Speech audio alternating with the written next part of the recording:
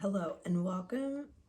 I am Rachel Townsley. This is my mini analysis study table, and my research topic and question is, what happens when women have breastfeeding difficulties, and are these women at higher risk for postpartum depression? So my personal reason for this is that in one particular instance, I saw a mom and she was 2 days postpartum. She was in tears. Her nipples were cracked and bleeding. They couldn't get a hold of the lactation consultant. She just felt really defeated, and we did body work, and the infant was able to latch efficiently enough to not cause damage. And so as a professional, I see and work with areas that lack these resources, facilities such as WIC and the hospitals. And so using bodywork has been a bridge to the fascial restrictions inside the newborn's mouth prior to revisions. The first article is Mother's Experiences of Breastfeeding a Child with a Tongue Tie. The study design for this was a qualitative design facilitating individuals' experiences with a self-reported questionnaire.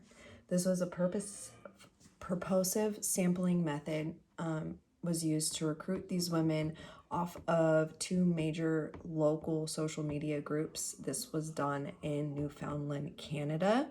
An ad was placed for the analysis. The conclusion was that each woman had different experiences in breastfeeding with a tongue tie. However, the agreement among this group was the difficulties that led to negatively impacting the women's emotional and physical well-being due to the restriction of the tongue tie that caused pain. These women were at a 26% higher increased risk for postpartum depression. The weaknesses of this study is the selection bias that was noted in the article. A respondent validation was not performed, so there was no follow-up of any kind in this study, and the planning phase could have been more thorough to find a larger sample size since the sample size was small. The strengths, women were able to share their experiences freely, which opened up discussion on what could have been done better.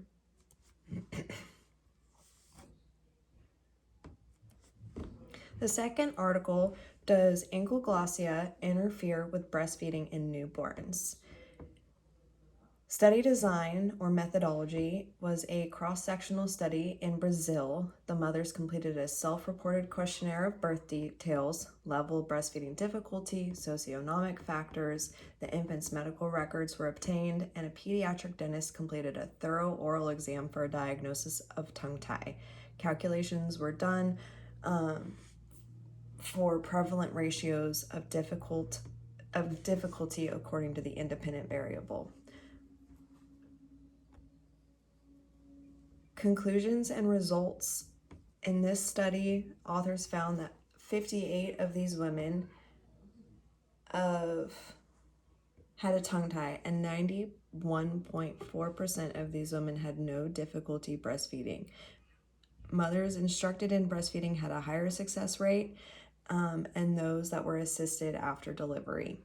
Preterm infants in this study were the infants that had the most difficulty nursing due to weak muscle tone and latch.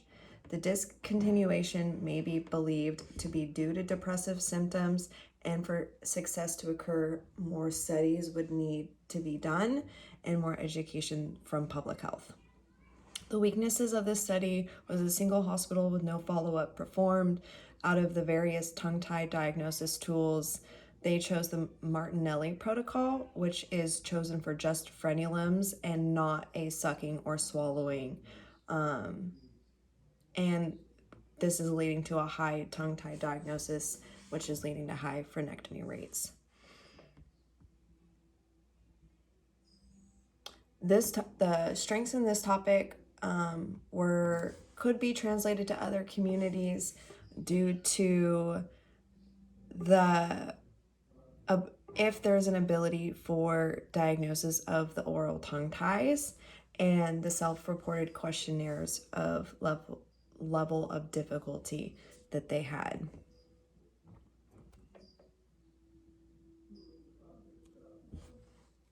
The last study or article is postpartum depressive symptoms following implementation of the 10 steps to successful breastfeeding program in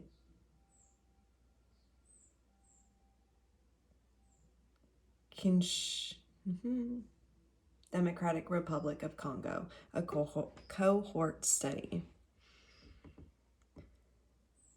This study was a cluster randomized trial using the Breastfeeding Friendly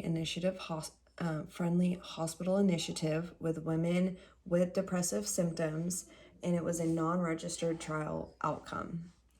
They used the Edinburgh Postnatal Depression Scale at 14 weeks postpartum, and they used the inverse probability weight to estimate the Breastfeeding Friendly Hospital Initiative Protocol, BFHI, on depressive symptoms for the first 10 weeks postpartum.